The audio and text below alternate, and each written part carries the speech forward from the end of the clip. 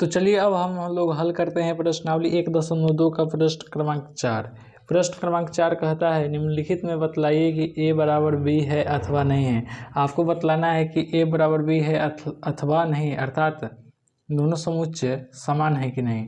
ठीक, तो ए बराबर बी कब होगा? जब ए का प्रत्येक अवयव बी में होगा तब ए बराबर बी होगा। तो देखिए समुच्चय ए में ए बी सी डी है, इसका अवयव समुच्चय ए का अवयव क्या है? ए बी सी डी, और समुच्चय बी का अवयव है डी सी बी ए। इसमें ए बी सी डी और देखिए ए बी सी डी, अर्थात समुच्चय ए का प्रत्येक अवयव समुच्चय बी में है, लेकिन क्रम चेंज है। तो क्रम चेंज होगा तो कोई दिक्कत नहीं है, लेकिन समुच्चय ए का प्रत्येक अवयव समुच्चय बी में होना चाहिए। तो क्या हो जाएगा? इसका आंसर होगा,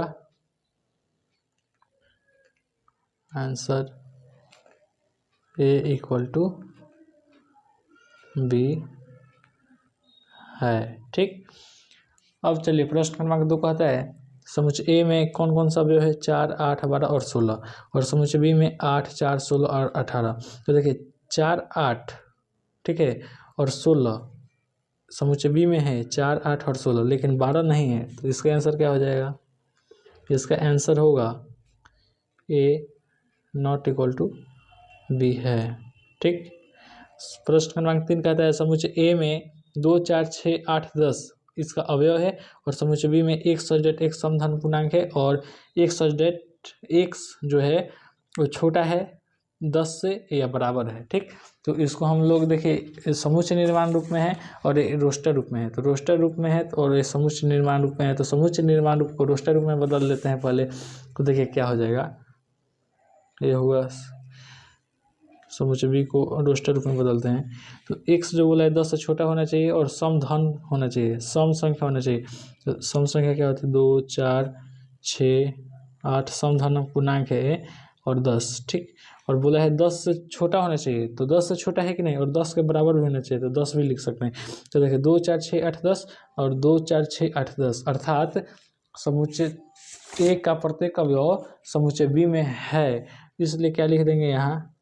ए बराबर बी है। ठीक, यहाँ तक हम लोगों को कोई दिक्कत नहीं हुआ। अब लास्ट प्रश्न क्रमांक 4 को हल करते हैं। प्रश्न क्रमांक 4 कह रहा है कि समुच्चय ए में एक सचडेट x संख्या 10 का क्या है? एक गुणज है, 10 का गुणज मतलब 10 से कट जाए, 20, 30, 40, 50 ये सभी 10 से कट जाएंगे। तो ये 20, 30, 40, 50 से क्या हुए? 10 के गुणज। और इसमें बोला जाए 10, 15, 20, 25, 30 और अनंत तक जाते रहेंगे। तो देखिए ए तो कट जाएगा, ए भी कट जाएगा, ए भी कट जाएगा, ए नहीं कटेगा, ए कट जाएगा, लेकिन ए 15 और 25 तो नहीं कटेंगे। तो समुच्चय ए का प्रत्येक अवयव समुच्चय बी में तो है नहीं। 10 का गुणज का अर्थ क्या होगा? ये समुच्चय निर्माण रूप में लिखा गया है समुच्चय ए वाला, इसको रोस्टर रूप में पहले बदल लिया जाए। ठीक, थोड़ा सा बदल लेंगे तो सही रहेगा। ठीक है, तो समुच्चय निर्माण रूप में चलिए बदल लेते हैं। तो ए इक्वल टू क्या हो जाएगा? 10 का एक गुणज है, यही ना बोल रहा है, एक सचडेट x 10 का एक गुणज है, 10, 20, 30, 40। ठीक है, सच जाते रहेगा। ठीक, तो 10, 20, 30, 40 अगर इसमें है तो सही है। तो 10 है, 20 है, 30 है, लेकिन है बीच में आ गया है ना, इसी के चलते क्या हो जाएगा?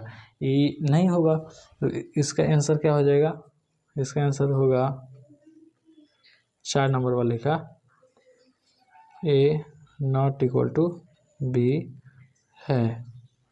ठीक, आप तो समझते हैं, अगर कारण पूछता तो लिखते हैं कि ए नॉट इक्वल टू बी है, क्योंकि समुच्चय ए का अवयव समुच्चय बी में नहीं है, इसलिए ए बराबर बी नहीं है। आप इसे चाहें तो भाषा में भी लिख सकते हैं, लेकिन हम लोग को भाषा में नहीं बोला है या कारण नहीं पूछा है। ठीक, तो चलिए मिलते हैं अगले वीडियो में प्रश्न क्रमांक 5 के साथ, जो कि प्रश्नावली 1.2 का होगा। धन्यवाद।